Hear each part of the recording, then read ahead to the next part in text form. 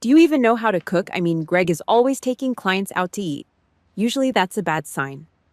The voice cuts right through the smooth jazz playing from the hidden ceiling speakers. Blake Whitmore. A real estate broker with too much pomade in his hair and a mouth that runs far ahead of his brain. He holds a crystal flute of champagne, tilting his chin toward my end of the long mahogany dining table. Every pair of eyes in the Dallas penthouse shifts in my direction. A few people clear their throats. The air in the room suddenly turns thick like wet cement. My right knee throbs, a dull, heavy rhythmic ache. Titanium screws grinding against damaged bone.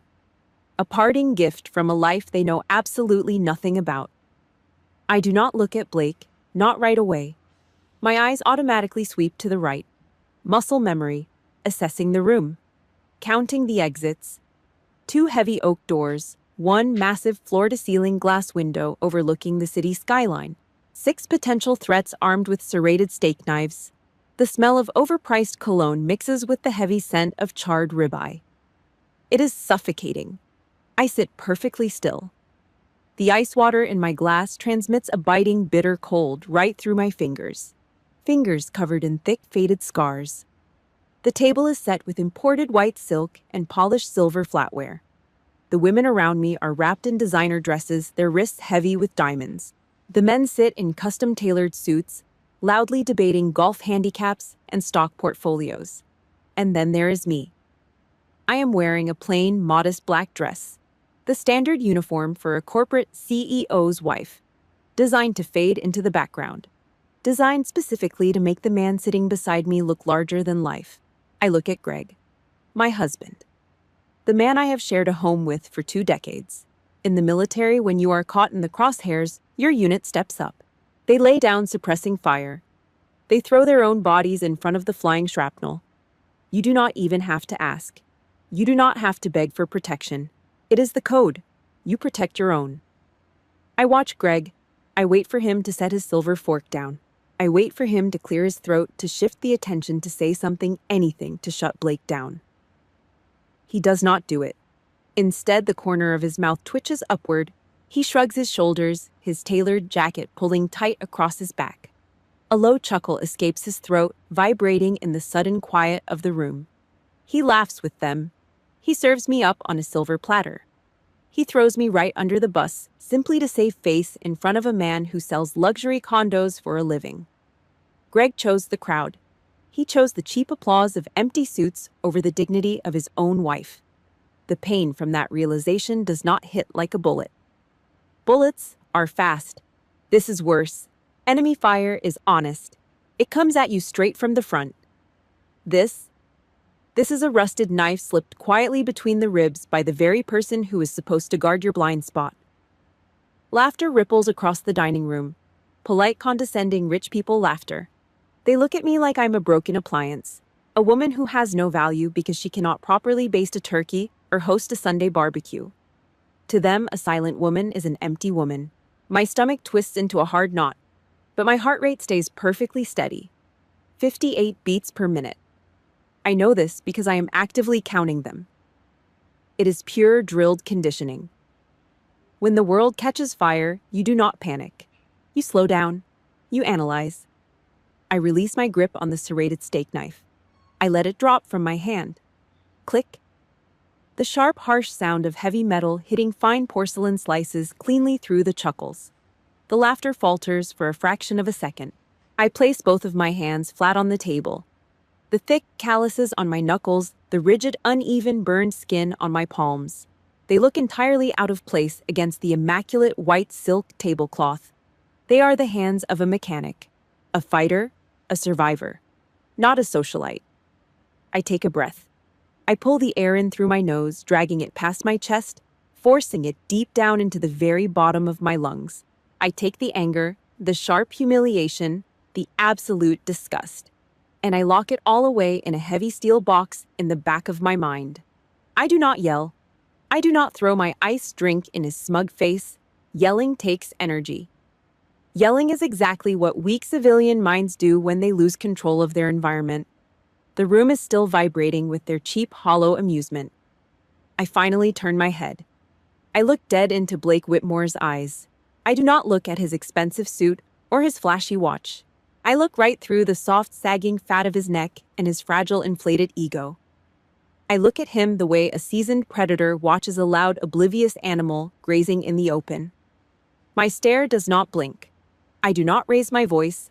I do not have to. My tone is completely flat, devoid of any emotion, but it carries the sharp, cold edge of a combat bayonet sliding smoothly into a block of ice. Only when it is easier than landing a CH-53E Super Stallion in the middle of a blinding sandstorm. The words drop heavy onto the center of the table. For a single second, nobody breathes. The jazz music seems to fade into the walls. Then Blake snorts. Someone at the far end of the table chuckles. They think it is a joke. They think the quiet, submissive wife who cannot bake a casserole just made a quirky, sarcastic comment about a military helicopter she saw in some late-night action movie. If you have ever sat at a table where people judged your entire worth without knowing a single thing about the hell you have walked through, you know exactly how heavy this silence feels. Do me a favor. Hit the like button, subscribe to the channel, and comment the word respect down below. Let me know I'm not the only one who has had to swallow their history just to keep the peace for someone else's fragile ego. The laughter continues to echo around me, a sickening hollow sound. I sit perfectly still. My scarred hands remain completely flat on the silk cloth.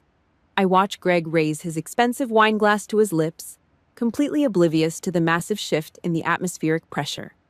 They sit there sipping their imported champagne, chewing their premium beef, smiling their bright, empty, ignorant smiles. They think they are mocking a harmless shadow. They have absolutely no idea that the monster they are laughing at just pulled the safety pin. The laughter in the dining room finally begins to die out. It does not die because these people suddenly realize they crossed a line. It dies because the atmospheric pressure in the room drops. Across the long mahogany table, past the empty wine glasses and the half-eaten cuts of charred ribeye, sits a man who did not smile. He did not chuckle. He did not even blink. Frank Dawson. He wears a dark civilian suit, but you can never really take the uniform off a man like that. He is 68 years old. He carries the invisible, crushing weight of 3 silver stars on his shoulders. A retired Air Force general. He holds a heavy crystal glass of bourbon. The thick ice cubes clink against the rim. It is the only sound left in the room. He stops the glass halfway to his mouth. He lowers it slowly to the table. He leans forward, resting his forearms on the white silk. It is a small, quiet movement, but it carries enough gravitational pull to crush the entire room into total silence. His eyes lock onto mine. Eagle eyes. Sharp, calculating, unforgiving. He looks right past the stupid, modest black dress I am wearing. He looks right through the carefully constructed facade of the quiet corporate wife. He sees the phantom rank pinned to my collar. He sees the dirt, the grit, and the blood. He clears his throat. The sound is rough, like heavy boots walking over crushed gravel. He cuts right through Blake Whitmore's lingering, arrogant smirk. Major Pace. The dining room freezes completely solid. The word drops into the middle of the table like a live fragmentation grenade. Major. The syllables hit the fine china and bounce off the crystal champagne flutes. For a fraction of a second, my heart skips a beat, a hard, painful scratch inside my chest. How many years has it been since someone in this city called me by that rank? How long have I played the role of a silent background prop in Greg's pathetic corporate theater? Blake opens his mouth. No sound comes out. The smug confidence melts off his face. Greg stares at the general, his jaw slightly slack, his brain entirely failing to process the military title attached to his own wife. I do not react to them. I keep my face completely flat. Cold control. I look directly at General Dawson. I give him a slow, measured nod. I respond in the universal language of people who have walked through hell and made it out the other side. Not here, sir. The corner of Dawson's mouth twitches. A bitter, knowing half-smile. He leans back in his heavy leather chair, pulling his hands away from the table. I figured as much, he says. He picks up his bourbon and takes a slow drink. He does not look at Blake. He does not look at Greg. He completely dismisses them. In a matter of seconds, he draws a hard, invisible line in the sand. General Dawson and I are on one side. The rest of the room is on the other. They are locked out. They are civilians playing with expensive toys, and they just realized a loaded weapon is sitting quietly at their dinner table. 3 hours later. The party is over. A sudden Texas storm rolls through the city. Cold rain whips across the dark asphalt of the valet parking lot. The wind bites at my face. I stand under the dim orange glow of a street lamp, pulling the heavy zipper of my coat up to my chin. My right knee grinds with every step. The cold weather always makes the titanium screws ache deep inside the bone. Greg is 20 yards away, arguing with a valet driver over a microscopic scratch on the bumper of his Porsche. He's loud. He's throwing his weight around, using his money as a weapon against a kid making minimum wage.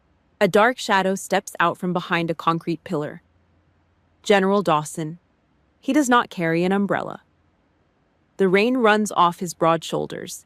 He does not waste time with polite greetings or meaningless small talk. He steps right into my personal space. His hand reaches out. His skin is rough, weathered like old saddle leather. He presses a small, stiff piece of cardstock directly into my palm. We need to talk about Kandahar, 2011. The words hit me like a heavy steel wrench swinging straight into my gut. Kandahar. The Dallas rain disappears. My lungs instantly fill with the thick, choking smell of burning aviation fuel. The air turns to absolute fire. I can taste the metallic grit of desert sand and hot copper blood in the back of my throat.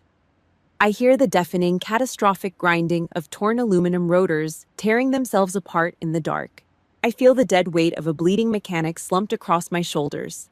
I look down at my hand. The business card feels heavy, like a block of lead. I flip it over with my thumb. A direct phone number is written in black ink on the back. I look up. General Dawson is already gone, swallowed by the rain and the dark shadows of the parking lot. 2 o'clock in the morning. The storm hammers against the large glass windows of our suburban house. The rain sounds like television static, like the white noise of a dead radio channel. I sit alone in the dark kitchen. The house is completely silent. I am sitting at the cold marble island, perfectly still. The business card is pinched tight between my index and middle fingers. The edges of the paper are sharp. They dig deep into my calloused skin. Footsteps shuffle across the hardwood floor. The heavy refrigerator door pulls open. A harsh, blinding beam of fluorescent light spills across the dark kitchen, illuminating the gray floor tiles. Greg stands there. He's wearing his expensive silk pajamas. He reaches in and grabs a plastic bottle of cold water. He twists the cap off, takes a long drink, and lets out a loud, lazy yawn. Condensation drips from the bottle, running down his wrist. He turns around. He squints in the bright light, noticing me sitting quietly in the shadows. He does not ask why I'm awake. He does not ask what General Dawson said to me in the parking lot. He does not care to know about the ghosts that keep me staring at the wall at 2 a.m. He sighs, shifting his weight onto his left leg. Come to bed, Hannah. You need to let it go. You know Blake was just making a joke, right? Do not make a big deal out of it. The cold water drips from his hand onto the floor. Tick, tick, tick. Just forget it, he adds. He pushes the heavy refrigerator door shut. Slam. The harsh light vanishes instantly. The kitchen goes pitch black again. I sit in the dark. My breathing remains perfectly even, 58 beats per minute. He did not offer advice. He did not try to comfort his wife. That was a command. A cowardly, pathetic demand for my silence. He wants me to erase my history. He wants me to swallow the insult so he can sleep soundly in his comfortable bed without feeling guilty about his own lack of a spine. He wants me to be nothing.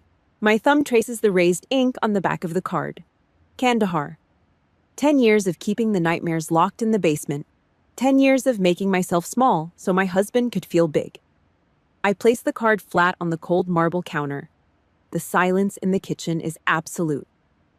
Greg thinks he just put an end to a minor domestic disagreement. He thinks the problem is solved. He does not know that he just handed a match to an arsonist. The house is completely still. 9 o'clock in the morning. The sun cuts a harsh, blinding white line across the kitchen floor. My coffee sits on the marble counter, turning cold. The sudden buzzing of my cell phone shatters the quiet. An unknown number flashes on the screen. I pressed the green button and set the phone flat on the granite island. Major Pace. The voice is heavy, rough, like old truck tires grinding over broken glass. General Frank Dawson. Sir. I say, my voice is entirely flat. The Heritage Council finally pushed the paperwork through, he says. His words echo slightly from the small speaker. Kandahar. Operation Desert Rescue. It is officially declassified. 10 years in the dark major. They are pulling it out into the light. We are honoring you next Friday night. My lungs stopped working for a second. 10 years. It took a decade for the government to admit we were even in that valley. That single mission cost me a right knee. It cost 2 of my crewmen their lives. I still see their faces when I close my eyes. Now they want to hand out a piece of polished metal. And Major, Dawson adds. A dark, bitter edge creeps into his tone. You should know the primary sponsor writing the check for this gala. It is Lone Star Corporate, your husband's firm. The line goes dead. I stand alone in the empty kitchen. Lone Star, Greg's company. They sponsor military events for the corporate tax write-off and the cheap public relations photos. They buy their patriotism with company credit cards. At 2 o'clock in the afternoon, I drive downtown. I push open the heavy glass doors of the Lone Star Executive Suite. The receptionist barely looks up from her screen. I walk straight down the carpeted hallway and push open the door to Greg's private office. He's out. Playing 18 holes of golf with a junior vice president, the room reeks. It smells of stale cigar smoke, expensive leather conditioner, and unearned arrogance. The walls are covered in framed certificates, sales milestones, regional leadership awards, meaningless paper plaques bought with company money to make small men feel important. I walk past his massive mahogany desk. I head straight for the heavy oak filing cabinet in the corner. For 8 years, a single silver picture frame sat on the corner of that cabinet. It was the only piece of my actual life allowed inside his carefully curated world. A photograph taken on the burning tarmac at Bagram Airfield. Me covered in fine brown sand and dried engine grease, wearing my desert combat uniform, standing next to the shattered, bullet-riddled fuselage of my CH-53E helicopter. A visual proof that I bled for something real. I look down at the cabinet. The silver frame is gone. In its place sits a cheap hollow plastic trophy. A molded golden man swinging a golf club. First place at a charity scramble. The fake gold paint is already chipping around the plastic base. I step closer. The air in the room suddenly feels incredibly thin. I reach out. I run the rough, scarred tips of my fingers over the cold oak surface. Right next to the plastic base of his golf trophy there is a perfect rectangular outline in the dust. The exact dimensions of my silver frame. He did not accidentally misplace it. He did not pack it away for cleaning. He erased it. He wiped away the blood I left in the desert so he could display a cheap plastic toy. He traded my sacrifice for a golf swing. My jaw locks. I drop my hand. I turn around and walk back to his desk. I reach out and touch his wireless mouse. The large computer monitor flares to life, casting a harsh, cold blue light across the dark office walls. I open the main file explorer. I navigate straight to the folder labeled Family. My index finger presses down on the plastic button. Click. Hundreds of image files load onto the screen, row after row of digital thumbnails. I scroll down. Click, click, click, nothing. I scan the files looking for the picture of my promotion ceremony to major. Gone. I look for the formal photograph of me standing tall in my Marine Corps dress blues. Gone. I search for the gritty, unedited shot of my flight unit from basic training. Erased. Every single piece of digital evidence tying me to the United States military has been systematically wiped from his hard drive. Every rank, every uniform, every scar. Gone. Instead, I see a curated lie. A completely fabricated existence built specifically to stroke his fragile ego. A photo of me wearing a floral sundress standing on our back patio holding a pair of metal grilling tongs. A photo of me sitting quietly in the background at a corporate Christmas party, my face deliberately out of focus, while Greg holds up a glass of expensive wine in the foreground. A photo of me handing him a generic birthday cake.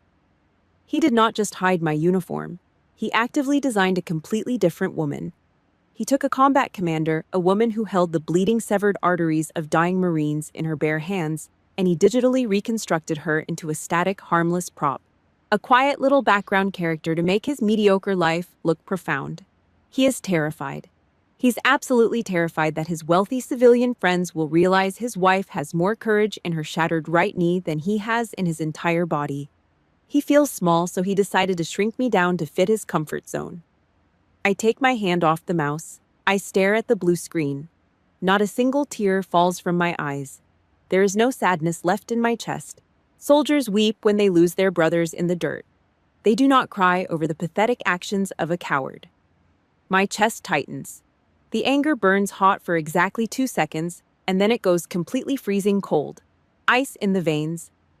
I reach into my coat pocket. I pull out my cell phone. An hour ago, I had drafted a text message to Greg. I was going to tell him about the phone call from General Dawson. I was going to tell him about the upcoming gala. I was going to give him a chance to be a husband. I stare at the blinking cursor on my phone screen. My thumb moves over the digital keyboard. Delete, delete, delete. I erase the entire message. I lock the screen and shove the phone back into my pocket. If my husband wants to play a game of shadows, I will let him. If he wants to pretend I am just a quiet little wife who does not know how to fight, I will give him the greatest stage in Dallas to prove it. I reach out and press the power button on the computer monitor. The screen snaps to black. I turn around. I walk out of the office. I pull the heavy mahogany door shut behind me. The metal latch clicks perfectly into place. The silent campaign has officially begun. Brookhaven Country Club, Saturday afternoon. The Texas sun is brutal, beating down on the manicured green grass and baking the concrete cart paths. The air is thick, smelling of expensive cigars, freshly cut turf, and the unearned confidence of wealthy men. Greg and his business associates are gathered around the tee box of the 14th hole.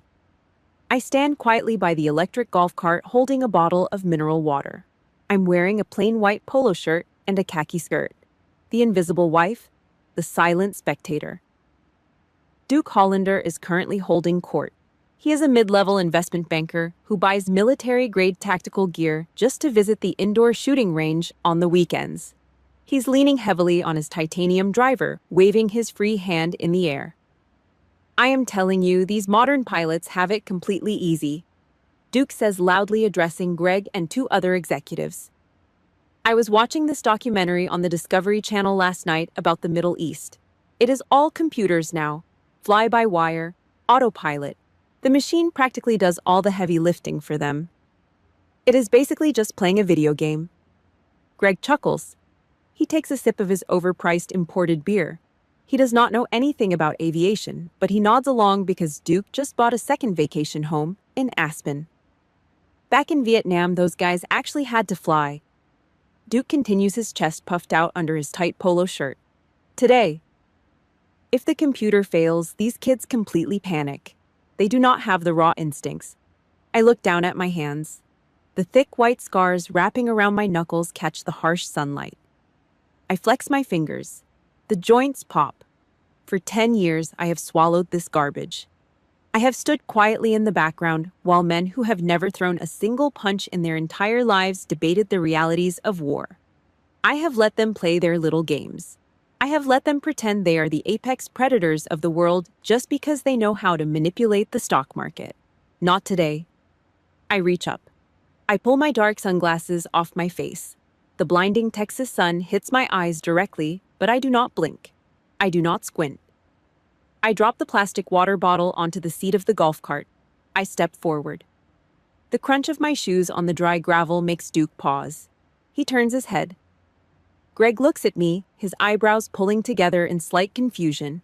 He's used to me fetching extra golf tees. He's not used to me entering the circle. I walk straight toward Duke.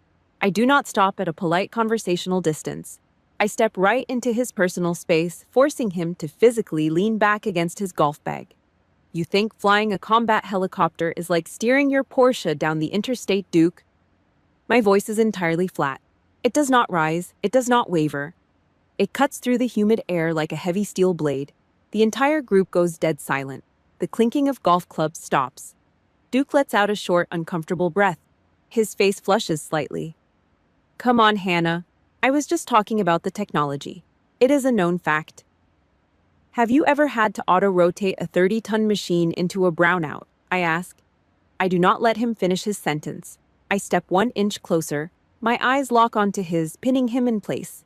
Have you ever had to drop a CH-53E Super Stallion into a blinding wall of desert sand with a 40-knot tailwind, pushing you toward a rock face while your right landing gear is blown to completely useless pieces by a rocket-propelled grenade? Duke freezes. His mouth opens slightly, but absolutely nothing comes out. The blood drains rapidly from his face, leaving his cheeks a pale, sickly white. A thick bead of sweat breaks out along his hairline. Because the computer does not fix a shattered rotor blade. Duke, I say, keeping my voice low and dead. The computer does not stop your co-pilot from bleeding to death on the instrument panel. When the alarms are screaming and the sky is raining burning metal, you do not look at a screen. You fly the damn aircraft.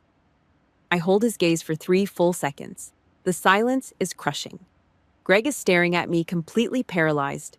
He looks like a man who just realized there is a live rattlesnake sitting on his front porch.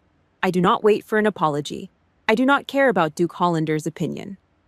I turn my back on them, slide my sunglasses back over my eyes, and walk back to the golf cart. I leave them standing there entirely emasculated, choking on their own suffocating silence. The next morning, at 7 o'clock, the air is much cooler. I sit in a worn vinyl booth inside a cheap blue-collar diner on the outskirts of Dallas. The place smells of burnt bacon grease and strong coffee. General Frank Dawson slides into the booth across from me. He's wearing a faded flannel shirt. He does not look like a 3-star military commander.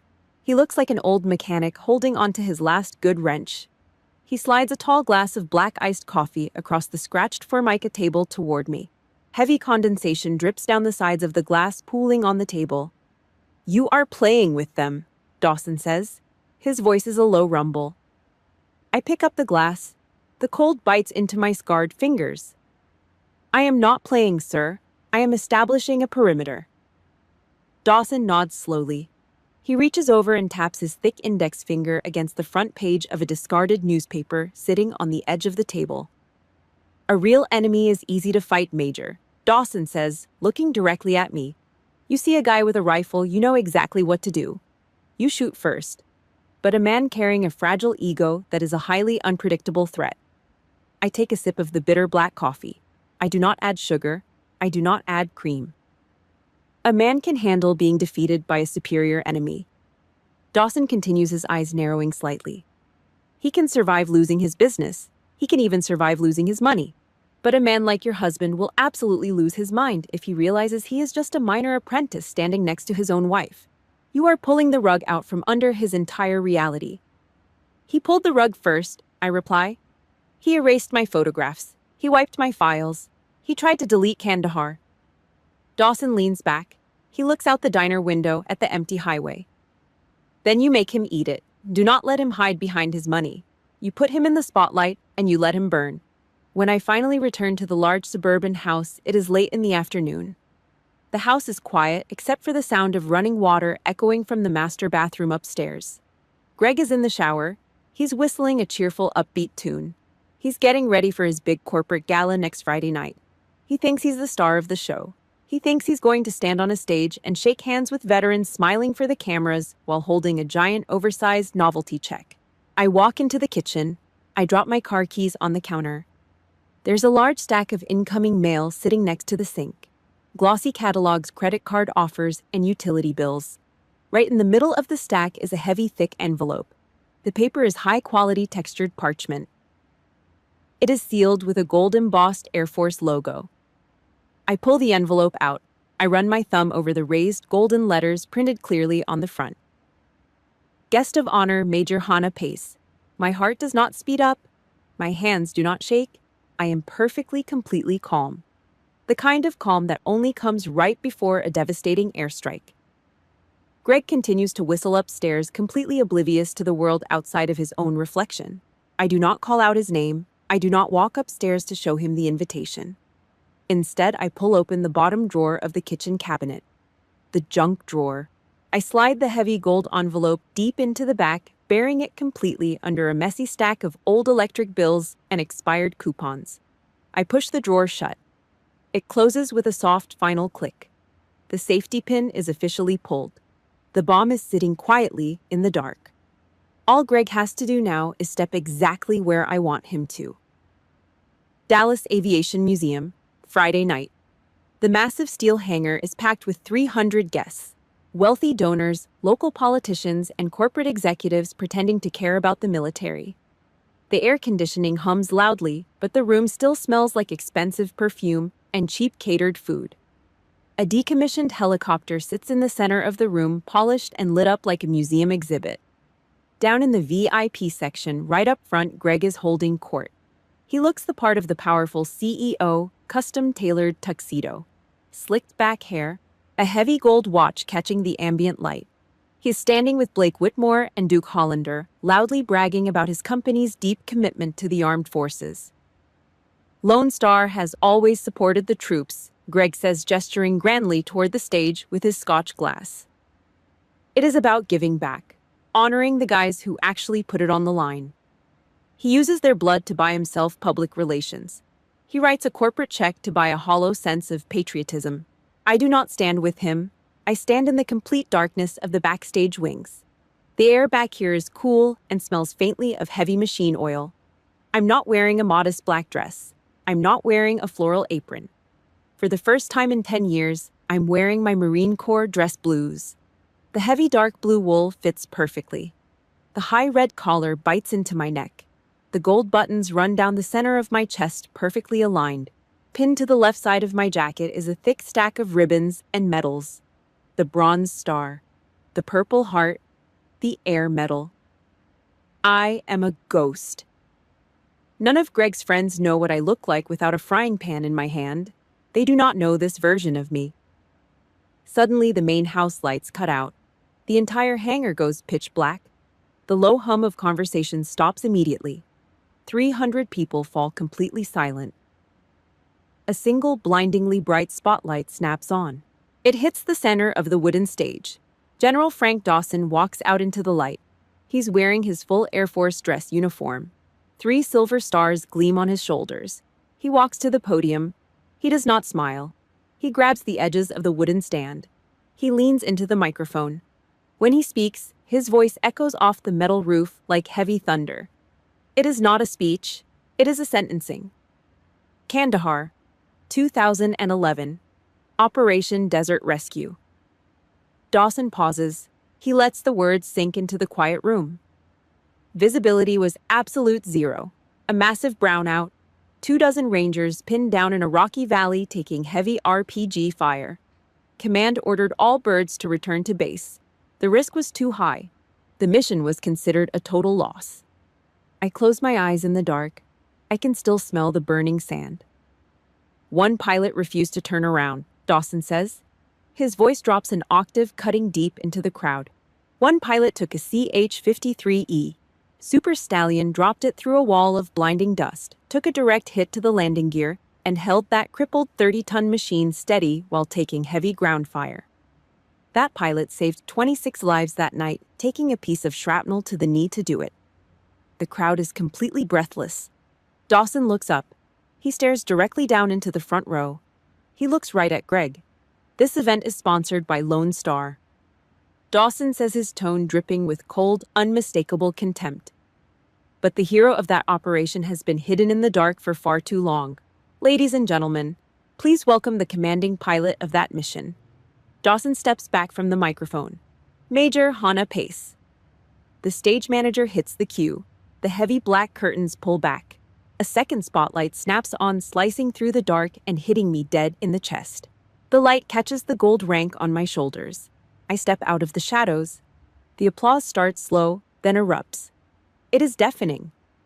300 people get to their feet. The sound of metal chairs scraping against the concrete floor echoes like a localized earthquake. The cheering bounces off the high metal ceiling. I walk to the center of the stage. My back is perfectly straight. My steps are measured, perfectly timed. My heavy black shoes click sharply against the wooden floorboards. I stop at the podium. I look down. The scene unfolding in the VIP section is like watching a catastrophic car crash in slow motion. Blake Whitmore is standing frozen, his jaws actually hanging open. The crystal champagne flute slips right through his fingers. It hits the concrete floor and shatters into 100 pieces. He does not even blink. Duke Hollander looks like he is going to throw up. He's staring at the thick stack of combat ribbons on my chest. The same woman he tried to lecture about helicopter aerodynamics at the country club is currently staring down at him in full military dress. And then there is Greg, my husband. His face is entirely devoid of color. It is the pale, sickening white of a fresh corpse. He's gripping the back of the chair in front of him so hard his knuckles are turning blue. All the muscles in his body seem to have completely failed him. The expensive tuxedo, the slick hair, the arrogant CEO persona. It is all stripped away in a matter of seconds, stripped down to the bone. He's not a powerful man making a charitable donation. He's a fraud. A small, pathetic coward who spent 10 years deleting files and hiding photographs because he was terrified the world would realize his wife was twice the man he could ever hope to be. I stand at the microphone. The crowd is still screaming. I do not smile. I do not wave. I do not soak up the glory. I wait for the noise to die down. It takes almost a full minute.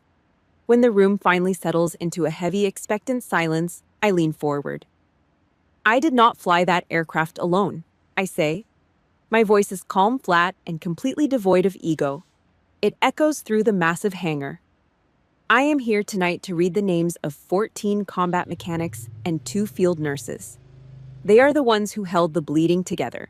They are the ones who pulled the dead out of the dirt. I pull a folded piece of white paper from my pocket.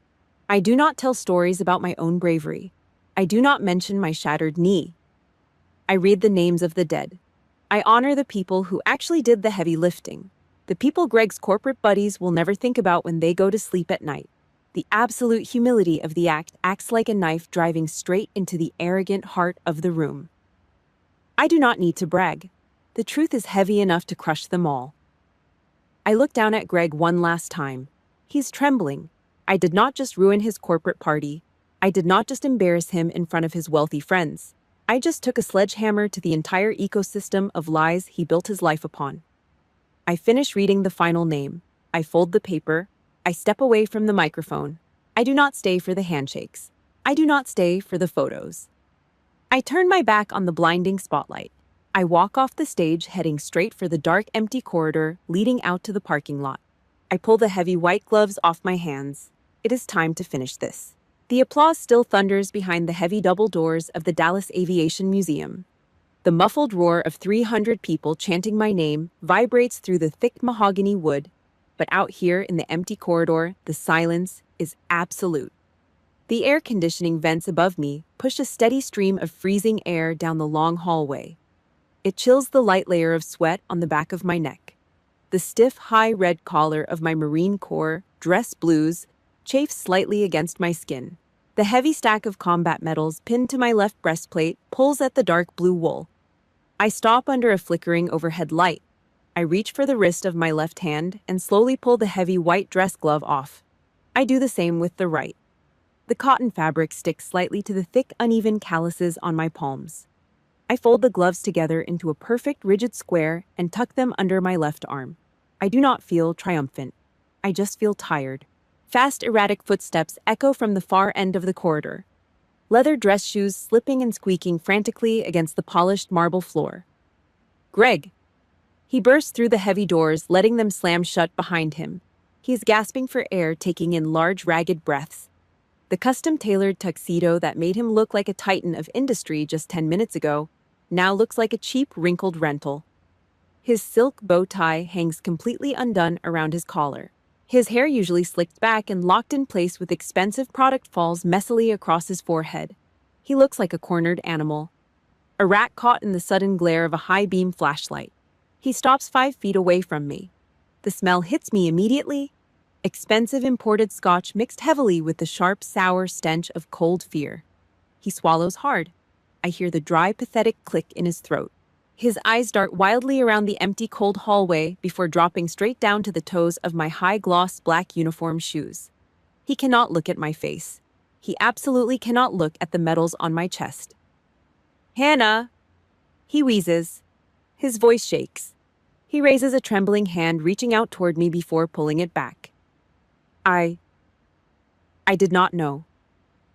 It is the oldest, cheapest lie in the world. He wants to play dumb. He wants to pretend the erased digital hard drives, the hidden photographs, and the endless humiliating jokes at country club dinners were just an accident. He wants to play the role of the oblivious, bumbling husband. I do not move. I do not step back. I stand perfectly still and cross my arms over my chest. The metal of my bronze star presses cold against my forearm.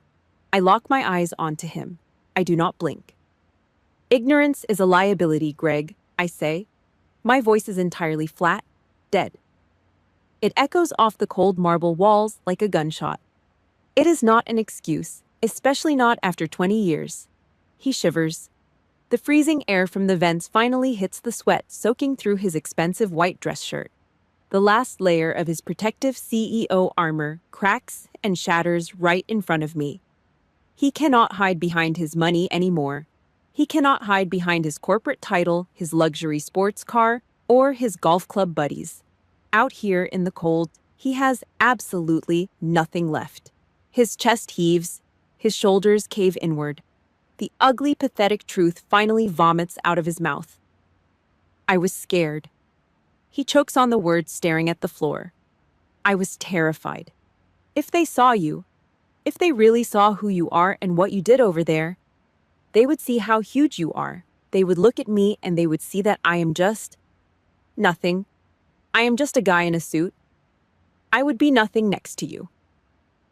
The confession hangs in the freezing air. It is raw. It is pathetic. He expects pity. He expects the good, quiet, traditional corporate wife to step forward, place a soft hand on his cheek, and tell him that it is okay. He expects me to shrink back down into my designated box to make him feel like the man of the house again. I do not step forward. I do not shed a single tear. My heart rate is resting at a perfectly calm 58 beats per minute. The fact that you felt small does not disgust me, Greg, I tell him. Every word is a calculated surgical strike. What disgusts me is that you spent 10 years trying to shrink me down. You tried to step on my neck and bury me in the dirt just so you could look in the mirror and feel tall. Greg's legs completely give out. He physically collapses. He drops hard onto his left knee. His hand scrambles, his fingernails scratching against the cold edge of the drywall to keep his upper body from hitting the floor completely. The great corporate provider. The wealthy alpha male of the Dallas elite. Reduced to a trembling, broken mess on a museum floor. He looks up at me from the ground. His eyes are red, bloodshot, and leaking tears. Are you going to leave me? He whispers. I look down at him. In the military, deserting your post under fire is a capital offense. You abandon your unit, you lose your honor forever. Greg deserted me a decade ago. He just did it in slow motion, wiping away my history, one photograph at a time. I am currently deciding if I have a single drop of respect left for you, I reply. I do not wait for him to respond. I uncross my arms. I turn my back on him. I walk away. The heavy rubber heels of my uniform shoes strike the marble floor in a sharp, rhythmic military cadence. Clack, clack, clack. The sound echoes down the long, dark corridor, completely drowning out the pathetic sound of his heavy, ragged breathing. There is no cheap forgiveness tonight. There is no screaming argument. There is no dramatic presentation of divorce papers. I am leaving him in a psychological prison of his own making. An indefinite sentence. Tomorrow morning, that cheap plastic golf trophy is going straight into the garbage disposal. Tomorrow morning, the photograph of the Bagram Desert goes right back on that heavy oak cabinet in his office. I spent 10 years hiding my scars in the dark to protect a coward. I am done. He will spend the rest of his natural life walking on eggshells. He will wake up every single day, constantly looking over his shoulder, living in the massive, suffocating shadow of the monster he foolishly tried to bury. Major Pace is back. If you have ever had to cut a toxic person out of your life, or if you know exactly how it feels to finally take your own power back from someone who tried to keep you small, you know exactly how satisfying this moment is. Do me a favor right now. Hit that like button, subscribe to the channel, and comment the word power down below. Thank you so much for listening, and I will see you in the next story.